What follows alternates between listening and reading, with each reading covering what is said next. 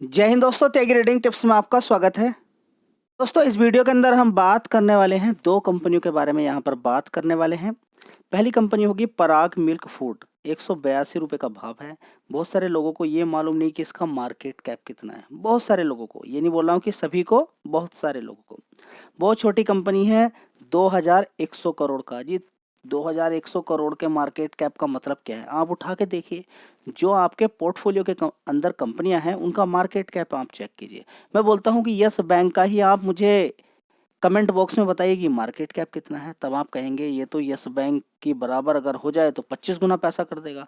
देखिए ना, एक बार चेक करके आप देखिए, तब आप पाएंगे फाइनली कि मार्केट कैप छोटा होने का कितना असर पड़ता है। ठीक है, अब ये नहीं बोल रहा हूँ कि यहाँ से बहुत ज़्यादा भागने वाला है या फिर गिरने वाला है, उसकी राय मैं नहीं दे रहा हूँ आपको। लेकिन हाँ, मैं आपके सामने कुछ पॉइंट रख रहा हूँ कि पिछले काफ़ी समय से बात करें, 5 साल से कोई खास तेज़ी, उतनी ज़्यादा तेज़ी नहीं बनी है जितनी बननी चाहिए थी। पहला पॉइंट आपको मिल गया है। ठीक है, अभी इसने जो हाई मारा था, पॉसिबिलिटी है कि टूट जाए 236 रुपये का। ठीक है, सभी शेयर ने मारा, पर्टिकुलर इसने नहीं मारा है, सभी शेयर ने मारा है। लेकिन हम लॉन्ग टर्म के अकॉर्डिंग अगर देखते हैं तो भाग सकता है। देखिए, रिकमेंडेशन कोई नहीं है, फिर बता देता हूँ। अनुमान है एक, उसके अकॉर्डिंग यहाँ पर मैं बात आपसे रख रहा हूँ। ठीक है, पहले कभी 100 रुपये के आसपास होता था, तब भी मैं इस कंपनी के बारे में आपको बताता था कि बिजनेस की डिमांड है, आने वाले टाइम में भी बिजनेस की डिमांड रहेगी। बिजनेस कहीं नहीं जाने वाला है, ये आपको समझ में आ जाना चाहिए। सबसे पहले आप देखिए कि दूध का काम करती है, दूध से निकले हुए प्रोडक्ट उनको बेचती है। कभी बंद हो सकती है दूध की डिमांड? नहीं, दूध के प्रोडक्ट की डिमांड नहीं बंद हो सकती है। बस एक ये बिजनेस आपको मिल गया, सबसे पहली बात। चलिए, अब मार्केट लीडरशिप की देख लीजिए। तो अच्छा प्लेयर है, डोमिनेंट प्लेयर है चीज़ के अंदर। पनीर की डिमांड कितनी बनी रहती है आप समझिए। 35% का मार्केट शेयर इंडिया के अंदर है, बहुत अच्छी बात है। लीडर है किसके अंदर? काऊ घी के अंदर लीडर है। With its brand Govardhan ghee, market share 20%। समझिए इन सारी चीज़ों को। बहुत सारे लोग हैं सिर्फ काऊ घी ही लेते हैं। ठीक है, it is India's first company to launch truly made in India B2C whey protein.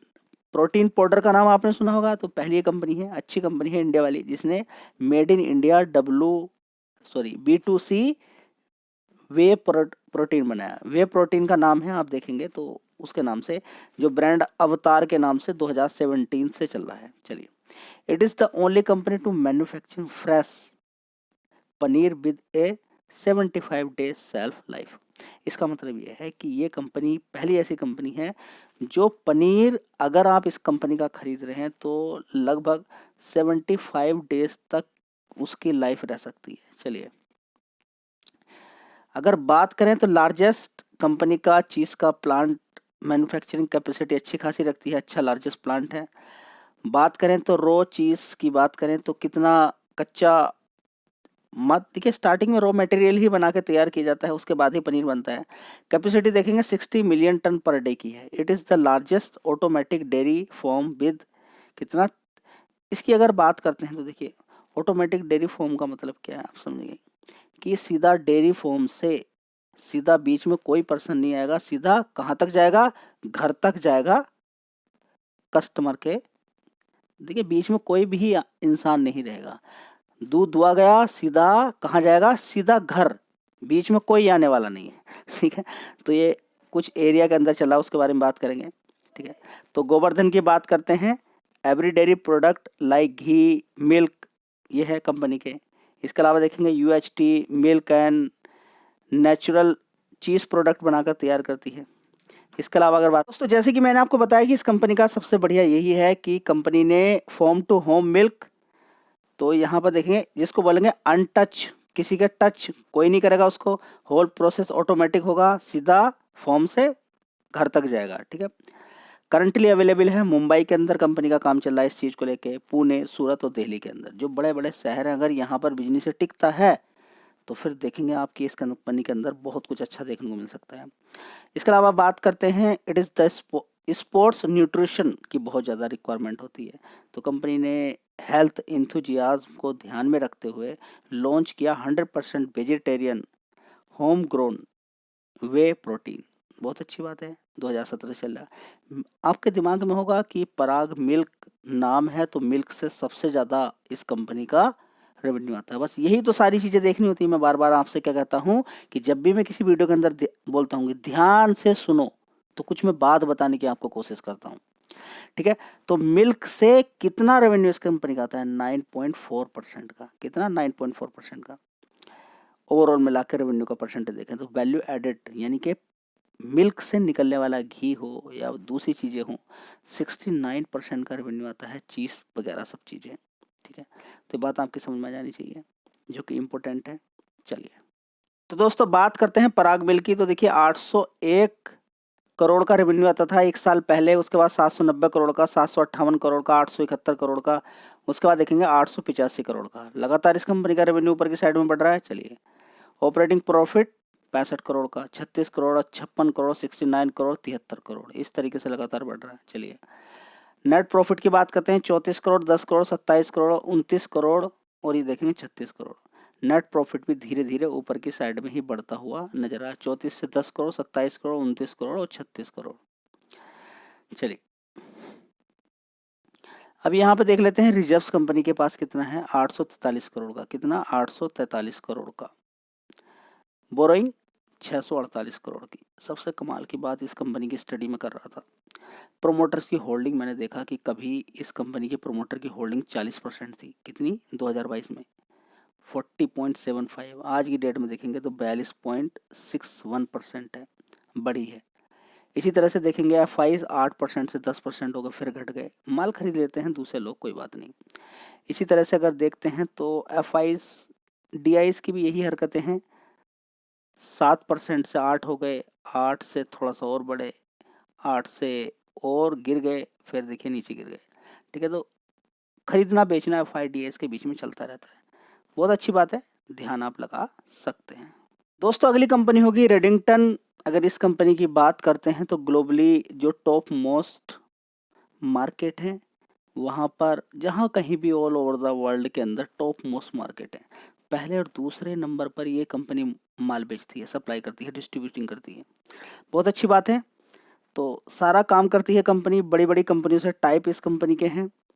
जैसे कि बात करें कंपनी प्रिंटर से लेके, इसके अलावा बात करें networking, servers, storage, security, software, smartphone, ठीक है। स्मार्टफोन से लेके सारी चीज़ें, लैपटॉप, डेस्कटॉप की सारी बात करते हैं। उनके वेयर हाउस से लेके ट्रांसपोर्टेशन, लॉजिस्टिक, ठीक है, सारी चीज़ों का ये काम करती है। बहुत अच्छी बात है। चलिए, इस कंपनी के ब्रांड के नाम आप सुनेंगे। सबसे पहले कुछ नाम मैं आपको बता देता हूँ। जैसे कि एप्पल का नाम आपने सुना। चलिए, Nokia, Amazon web services, Systimax solution, Hitachi, Red Hat, SanDisk, ठीक है। इसके अलावा देखेंगे बहुत सारे ओसस की बात करते हैं, या फिर हम बात करें एप्पल की, HP, लिनोवो, डेल, सैमसंग, इसके अलावा अदर। तो जैसे कि आप यहाँ पर देख पा रहे हैं, एप्पल की अगर बात करते हैं तो बहुत बड़ा मार्केट है अमेरिका के अंदर। और अभी जो ट्रम्प ने बोला है सेमीकंडक्टर चिप, IT प्रोडक्ट्स, ठीक है। इसके अलावा बात करें डेस्कटॉप, स्मार्टफोन, इन सभी को क्या बोला है कि हम उन्हें टैरिफ के अंदर अभी नहीं रख रहे हैं, और ये अगले 2-2.5 साल तक शायद ना रखा जाए, क्योंकि इनकी मैन्युफैक्चरिंग इंडिया अमेरिका के अंदर होती नहीं है। ये रिक्वायरमेंट बहुत ज़्यादा है, ठीक है। धीरे धीरे करके देखिए चाइना से भी टैरिफ हटता हुआ नजर आएगा आने वाले टाइम में, आप देखेंगे। फिलहाल आप इस कंपनी के बारे में और भी डिटेल आप देख सकते हैं कि कंपनी हैज़ प्रेजेंस 32 कंट्रीज़ के अंदर। इस कंपनी के टॉप मोस्ट 1 और 2 पोजीशन पे ऑल ओवर द 40 मार्केट के अंदर पोजीशन बनी हुई है, ठीक है। कंपनी की बात करें 16 ओन्ड सर्विस सेंटर है कंपनी के, 25 पार्टनर सर्विस सेंटर हैं, 2200 वेयर हाउसेस हैं कंपनी के। बहुत अच्छी बात है, ठीक है। तो कुछ जानकारी इन्फॉर्मेशन आपको होनी चाहिए ताकि आपको एक जानकारी मिले। जियोग्राफिकल रेवेन्यू वाइज अगर प्रेजेंस देखें तो सिंगापुर, इंडिया, साउथ एशिया, ठीक है। रेस्ट ऑफ वर्ल्ड से आता है 49% का, ठीक है। तो ऐसा नहीं केवल Singapore, India and south Asia से जो 50% का रेवेन्यू आता है, उसके अलावा दूसरे कंट्रीज से भी आता है। तो ओवरऑल मिला के देखें तो कंपनी के अंदर पोटेंशियल तो लगता है, जान तो लगती है। अभी गिरा हुआ भाव था, अब देखते हैं कि कल किस तरह का एक्शन इस शेयर के अंदर होता है। 16,000 करोड़ का मार्केट कैप है रेडिंगटन का। बड़ा मूवमेंट इसके अंदर होता है। 58% की हिस्सेदारी है FIs की। 1 साल पहले 23,000 करोड़ का इस कंपनी का रेवेन्यू आता था, उसके बाद 22,000 करोड़, उसके बाद 21,000 करोड़, ऊपर नीचे होता रहता है।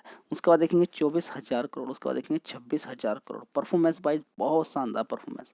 ऑपरेटिंग प्रॉफिट भी देखेंगे 459 करोड़, उसके बाद 371 गिरा, उसके बाद 458, अभी देखेंगे 600 करोड़ तक ऑपरेटिंग प्रॉफिट पहुंच गया। बहुत अच्छी बात है। आपके रिजल्ट ही Q4 के रिजल्ट अच्छे आते हैं तो बहुत कुछ अच्छा देखने को आपको मिल जाएगा। चलिए, 1 साल पहले कंपनी का नेट प्रॉफिट 348 करोड़ का था, उसके बाद 324, 217 करोड़, उसके बाद देखेंगे 283 करोड़। तो दोस्तों अगर हम यहाँ पर बात करते हैं तो देखिए 283 करोड़ से सीधा सीधा 403 करोड़ का नेट प्रॉफिट हो गया।